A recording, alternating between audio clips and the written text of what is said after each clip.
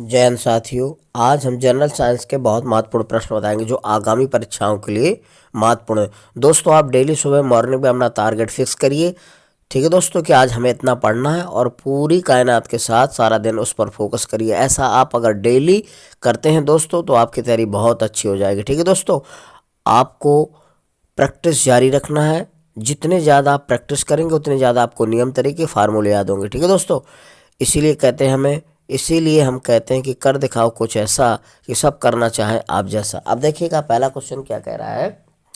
कह रहा है चालक की वैद्युत प्रतिरोधकता की इकाई क्या होती है। तो चालक की वैद्युत प्रतिरोधकता की इकाई दोस्तों ओम मीटर होती है। ध्यान रखना क्या होती है, ओम मीटर। और वैद्युत प्रतिरोध की इकाई पूछी जाती है तो सिर्फ ओम होता है। ध्यान रखना, प्रतिरोध का मात्रक क्या होता है, ओम। या वैद्युत प्रतिरोध कहेगा तो उसका मात्रक ओम होता है। और प्रतिरोधकता की इकाई क्या होती है, ओम मीटर। ध्यान रखिएगा। अगला है प्रकाश वर्ष। तो दोस्तों प्रकाश वर्ष होता क्या है, तो निर्वात में प्रकाश द्वारा एक वर्ष में चली गई दूरी को प्रकाश वर्ष कहते हैं। ध्यान रखना, निर्वात में प्रकाश द्वारा एक वर्ष में चली गई दूरी को क्या बोलते हैं, प्रकाश वर्ष। ध्यान रखना। अब प्रकाश वर्ष क्या होता है, तो प्रकाश वर्ष दूरी का मात्रक। ध्यान रखना, दूरी प्रकाश वर्ष द्वारा क्या मापते हैं, दूरी की गणना करते हैं। जैसे यहाँ यहाँ से पृथ्वी से सूर्य तक की दूरी मापना है तो प्रकाश वर्ष का प्रयोग किया जाता है। ठीक है, तो दोस्तों इसमें कौन सा विकल्प सही हो जाएगा, यानी कि प्रकाश वर्ष वह दूरी है जो प्रकाश एक वर्ष में तय करता है। ठीक है, यानी कि दूरी का मात्रक है। तो निर्वात में प्रकाश द्वारा एक वर्ष में चली गई दूरी को प्रकाश वर्ष बोलते हैं। दूसरा विकल्प सही हो जाएगा। ठीक है, अब दोस्तों पूछा जाता है कि एक प्रकाश वर्ष बराबर क्या होता है, यानी कि एक प्रकाश वर्ष बराबर क्या होता है, तो ये होता है 9.46 गुणा 10 घात 15 मीटर। दोस्तों एक प्रकाश वर्ष बराबर क्या होता है, 9.46 गुणा 10 घात 15 मीटर। यह लगभग कह देते हैं 10 घात 16 मीटर। ठीक है, ध्यान रखिएगा हमेशा।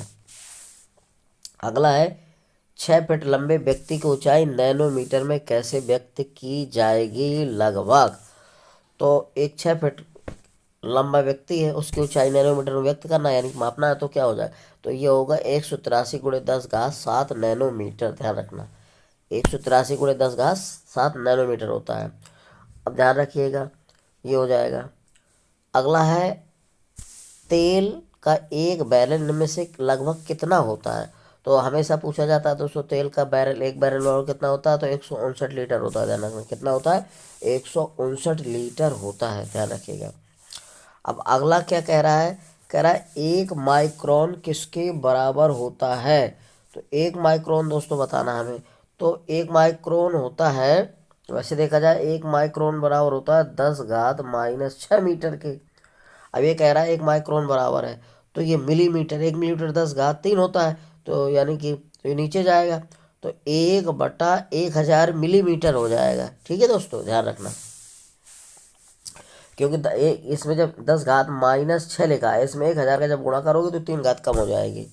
एक तो 3 घात आ जाएगी, फिर इसको माइनस की घात नीचे भेजोगे तो 1/10 घात 3 आ जाएगा, उसको खोलोगे तो 3 जीरो आ जाएंगे। तो 1 माइक्रोन बराबर होता है 1/1000 मिलीमीटर। ठीक है दोस्तों। अगला है साथियों पास्कल इकाई है। तो पास्कल दाब की इकाई होती है। ठीक है, पास्कल इकाई की होती है, दाब की। पारसेक का मात्रक होता है, पारसेक दोस्तों दूरी का मात्रक होता है। ध्यान रखना, पारसेक जो बड़ी दूरी मापने के लिए किया जाता है, जैसे पृथ्वी से सूर्य की दूरी। ठीक है दोस्तों।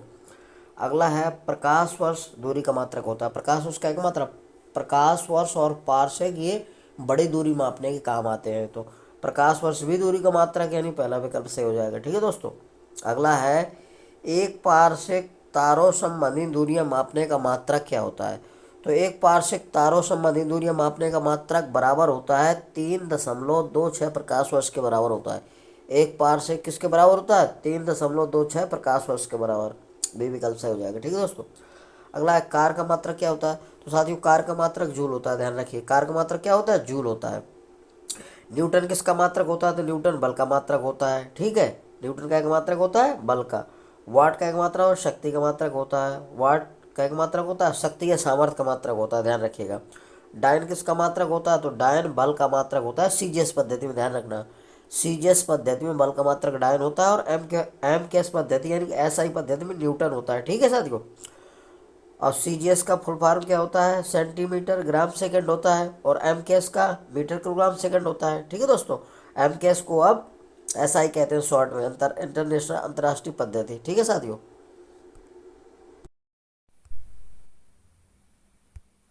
अगला है, कह रहा शक्ति का मात्रक क्या होता है। तो शक्ति का मात्रक दोस्तों वाट होता है। ठीक है, शक्ति की मात्रा क्या होता है, वाट होता है। इसी को जूल प्रति सेकंड भी बोलते हैं। ठीक है, शक्ति की मात्रा क्या होता है, वाट होता है, इसको जूल प्रति सेकंड भी बोलते हैं। अब अगला क्वेश्चन कह रहा है निम्नलिखित में से कौन सम्मिलित नहीं है। दोस्तों देखिएगा, डेसिबल ध्वनि की तीव्रता मापता है। तो ध्वनि की तीव्रता मापने वाला क्या होता है, डेसिबल, ध्यान रखना। तो ध्वनि की प्रबलता और या तीव्रता एक ही बात है। तो ध्वनि की प्रबलता की इकाई क्या होती है, डेसिबल। अब कह रहा है अश्वशक्ति, शक्ति की मात्रा का। ठीक है, एक अश्वशक्ति जो होता है शक्ति का मात्रा की इकाई, यानी शक्ति की इकाई है, ध्यान रखना। और समुद्री मील, तो नौ संचालन में दूरी की इकाई है। जो समुद्री मील की दूरी मापने के लिए नौ संचालन की इकाई का प्रयोग किया जाता है। ठीक है, अगला है जैसे नौ संचालन में दूरी की इकाई क्या है, समुद्री मील। अब कह रहा है कौन सम्मिलित नहीं है। दोस्तों सेल्सियस लिखा है, ऊष्मा की इकाई। तो दोस्तों ये गलत है। सेल्सियस जो हो ताप का मात्रक होता है। ठीक है, ऐसा ही मात्रक होता है सेल्सियस का। क्या होता है, तापमान का मात्रक होता है केल्विन। तो ताप के मात्रक क्या होते हैं, सेल्सियस होता है, केल्विन होता है, फ़ारेनहाइट होता है। ये ताप के मात्रक होते हैं। तो ऊष्मा की इकाई यहाँ जूल होगी। ये सेल्सियस गलत है, ये ताप का मात्रक दिया है। ठीक है दोस्तों। अगला है, एक हॉर्स पावर में कितने वाट होते हैं। दोस्तों एक हॉर्स पावर का मतलब होता है 1 HP। 1 HP बराबर होता है 746 वाट। क्या होता है, 1 HP बराबर 746 वाट होता है, ध्यान रखना। तो हमारा कौन सा सी विकल्प सही हो जाएगा। एक हॉर्स पावर पूछे या एक अश्वशक्ति, 1 HP का मतलब एक अश्वशक्ति बराबर 746 वाट होता है, ध्यान रखना। डब्लू, वाट का मतलब डब्लू, ये होगा। अगला है, 1 किलोग्राम प्रति सेंटीमीटर स्क्वायर दाब का समतुल्य है। तो ये दोस्तों दाब का मात्रक होता है। तो 1 किलोग्राम प्रति सेंटीमीटर दाब समतुल्य होता है, एक बार के बराबर होता है, ध्यान रखना। किसके, एक बार के बराबर होता है। अब अगला कह रहा है सूची 1 तथा सूची 2 से सम्मिलित कीजिए तथा सही उत्तर के नीचे दिए गए कोड का प्रयोग करना है कि कौन सा सही है दोस्तों इनमें। ठीक है, सही प्रयोग करना है हमको। तो अब देखिएगा, पहला है वाट। तो वाट तो पता है आपका कि वाट क्या का मात्रक होता है, शक्ति का, तो 1/4 हो जाएगा। ठीक है दोस्तों। अब इसके बाद कह रहा है कैलोरी कहे का है, ये ऊष्मा का मात्रक है। और इसके बाद अभी हमने बताया नॉट और नौ संचालन। तो नौ संचालन की अभी बताया हमने, नौ संचालन की क्या बताया था। तो ये तुम्हारा 1/4 हो गया। और ये डी का क्या हो गया, डी का हो गया डी का हो गया पहला। अब इसके बाद बचा है तुम्हारा नॉटिकल मील। तो ये हो जाएगा तुम्हारा दूसरा। समुद्री ये जो है समुद्री जहाज की गति नॉट से, ये नॉट लिखा है। अब इसके बाद नॉट मील बचा है। तो ये नौ संचालन का हो जाएगा दूसरा। यानी कि आपका जो हो जाएगा 1/4, ये तीसरा विकल्प। और तीसरे का हो जाएगा बी, और दूसरे का हो जाएगा सी, और पहले का हो जाएगा डी। ये सी विकल्प सही है। ठीक है दोस्तों, ध्यान रखिएगा। अगला है साथियों, पायरोमीटर निम्नांकित के मापने के लिए प्रयोग में लाया जाता है। यानी कि जो पायरोमीटर है इसका उपयोग किसको मापने में किया जाता है। तो दोस्तों जो पायरोमीटर होता है ये उच्च तापमान मापने के काम आता है। इसके द्वारा उच्च तापमान ज्ञात किया जाता है। ठीक है दोस्तों, उच्च ताप ज्ञात किया जाता है, सीधी बात है। पायरोमीटर निम्नांकित में मापने के लिए किसका प्रयोग किया जाता है, उच्च तापमान। ठीक है, पारिस्थितिक दबाव की इकाई क्या होती है। तो बार होती है दोस्तों। दबाव जो भी है, तो दबाव को कैसे मापते हैं, बार से, क्योंकि पास्कल की इकाई बार भी होती है, ध्यान रखना। दाब की इकाई होती है पास्कल, और दबाव जो होता है दाब, उसकी इकाई बार भी होती है। तो ये कह रहा है पारिस्थितिक दबाव की इकाई क्या होती है, बार। तो पहला विकल्प सही हो जाएगा। अगला है दोस्तों, कह रहा है मैनोमीटर के द्वारा किसकी माप की जाती है। तो किसकी माप की जाती है दोस्तों, ये गैसों को दाब मापा जाता है, ध्यान रखना। मैनोमीटर के द्वारा किसकी माप की जाती है या किसकी गणना की जाती है या किसको मापा जाता है, तो गैसों का दाब मापा जाता है मैनोमीटर के द्वारा, ध्यान रखिएगा। अगला है सुमेल कीजिए। तो दोस्तों जूल का एक मात्रक है, आप जानते हैं कार का मात्रक है। तो तीसरे का वो ए का कौन हो जाएगा, तीसरा, ठीक है। जूल कार का मात्रक है। एम्पियर धारा का मात्रक है, पहला हो जाएगा। वाट किसका मात्रक है, ये वाट भी सॉरी सामर्थ्य का मात्रक है। शक्ति या सामर्थ्य का मात्रक होता है वाट, ध्यान रखना। और बोल्ट किसका मात्रक है, विभवांतर का, तो ये डी का चौथा हो जाएगा। कैलोरी ऊष्मा का मात्रक होता है। तो दोस्तों देखिएगा, धारा का मात्रक जो धारा होती है, विद्युत धारा का मात्रक होता है एम्पियर। सामर्थ्य का मात्रक या शक्ति का मात्रक होता है वाट। कार का मात्रक जूल होता है। और विभवांतर का मात्रक वोल्ट होता है, ध्यान रखना। और ऊष्मा का मात्रक कैलोरी होता है, ठीक है।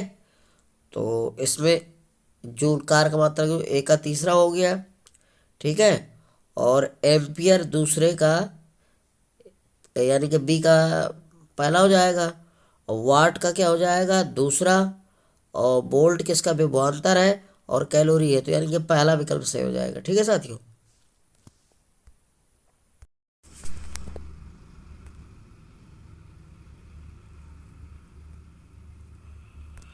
अगला है साथियों, ध्वनि की तीव्रता को मापने वाला यंत्र है। तो ध्वनि की तीव्रता को मापने वाला यंत्र, ध्यान रखना, ऑडियोमीटर होता है। क्या होता है, ध्वनि की तीव्रता मापने वाला क्या होता है, ऑडियोमीटर। ध्वनि की तीव्रता को हम ऑडियोमीटर द्वारा मापते हैं। अगला है मेगावाट बिजली की मापने की इकाई है, ठीक है। मेगावाट है, गीगावाट है, वाट है, ये सब मापने होते हैं किसकी, बिजली के मापने की इकाई होती है, शक्ति की यानी कि, ठीक है दोस्तों। तो मेगावाट बिजली के मापने की इकाई है। तो अब इसका मतलब क्या होता है, तो ये उत्पादित की जाती है मेगावाट, कहा करते हैं 300 मेगावाट, 600 मेगावाट, इतने मेगावाट बिजली उत्पादन की जाती है, वहाँ पर संयंत्र लगाया गया है। तो मेगावाट बिजली के नापने की इकाई जो है वो उत्पादित की जाती है, इसका मतलब ये होता है। यानी इतनी उत्पादित का मतलब होता है इतनी उत्पन्न पैदा की जाती है बिजली, वहाँ बनाई जाती है, ठीक है। अगला है निम्नलिखित में से किसने एक्स किरणों का आविष्कार किया, तो रॉडजन ने किया था, बी विकल्प से। एक्स किरणों की खोज किसने की थी, यह आविष्कार किया था रॉडजन ने। अगला है महासागर में डूबी हुई वस्तु की स्थिति जानने के लिए निम्न में से किस यंत्र का प्रयोग किया जाता है। दोस्तों महासागर में जो वस्तुएं खो जाती हैं या जहाज वगैरह पलट जाते हैं या कभी कभी सैनिक वगैरह गुम हो जाते हैं या सब कोई भी चीज़ में, तो उनको खोजने के लिए ध्यान रखना, जब भी कोई वस्तु खो जाती है समुद्र में तो उसको खोजने के लिए सोनार यंत्र का प्रयोग किया जाता है। किसका, डी विकल्प सही हो जाएगा, सोनार। क्योंकि सोनार में पराश्रम तरंगें होती हैं, पराश्रम तरंगें डाली जाती है सोनार। तो सोनार यंत्र का उपयोग किया जाता है महासागर में डूबी हुई वस्तुओं को खोजने के लिए, ठीक है दोस्तों। अगला है निम्नलिखित में से कौन सुमेलित नहीं है। तो दोस्तों एनीमोमीटर वायु की चाल मापने में है। एनीमोमीटर किसकी, वायु की चाल, ये तो सही है। आमीटर विद्युत धारा को मापता है, ये भी सही है। पायरोमीटर उच्च ताप को मापता है, लेकिन टैक्योमीटर दाब अंतर को नहीं नापता, ये गलत है दोस्तों, ध्यान रखना। पायरोमीटर उच्च ताप मापा जाता है, विद्युत धारा को आमीटर से मापा जाता है, एनोमीटर को वायु की चाल से मापा जाता है, लेकिन ये टैक्योमीटर दाबांतर नहीं नापता दोस्तों, ये चाल मापता है वैसी वाली। तो दोस्तों यदि आपको मेरा वीडियो आपको अच्छा लग रहा है तो मेरे वीडियो को लाइक और सब्सक्राइब अवश्य करिए, ठीक है दोस्तों। जय हिंद साथियों।